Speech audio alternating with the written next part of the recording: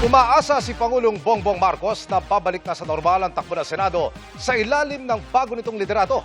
Suportado rin ng Pangulo si Senador Cheese Escudero o kung sino mang mapili bilang presiding officer ng impeachment court.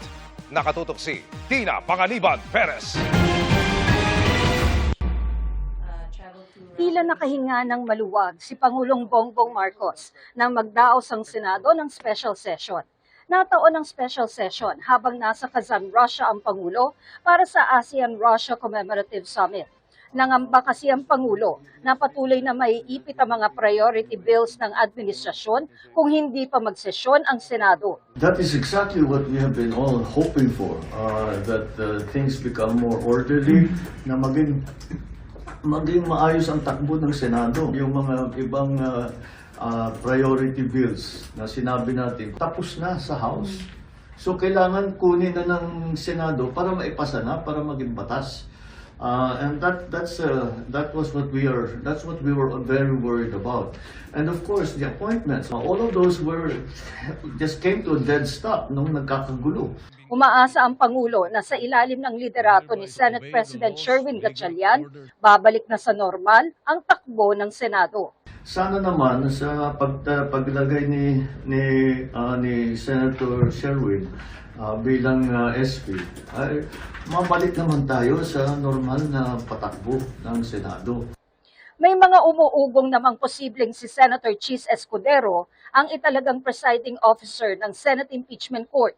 Pero may mga punang baka maulit ang nangyari sa nabinding impeachment trial ni Vice President Sara Duterte noong nakaraang taon.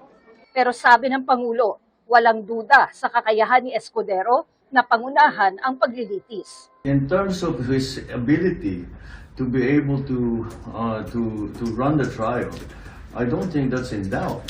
I will support whoever the Senate chooses. As long as the process that they undertook in making the choice is proper, is legal, is constitutional, then that's fine with me. May umuugong ding may mangyayaring balasahan sa gabinete.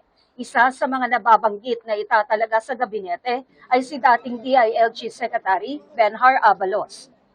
Inamin ng Pangulo na ngayon pa lang, tumutulong na sa gobyerno si Abalos sa personal nitong kapasidad, pero nais daw niyang magkaroon ito ng papel sa pamahalaan. Pero di raw ito nangangahulugang may kailangan siyang tanggalin sa pwesto. I'll be very frank with you. Of course, I want Ben-Hur to play a more active role in government. But just because we want him to join, to become a more active, to play a more active part in government, doesn't mean you have to remove somebody to gain somebody else. Idiniin ng Pangulo na maayos na nagtatrabaho ang kanyang gabinete at baka mas makagulo pa kung magsasagawa siya ng cabinet revamp. It's counterproductive. You know, what you are trying to promote in government is stability and a steadiness of work, and that's an important part of governance. If you keep moving people around, they have to start learning the job again.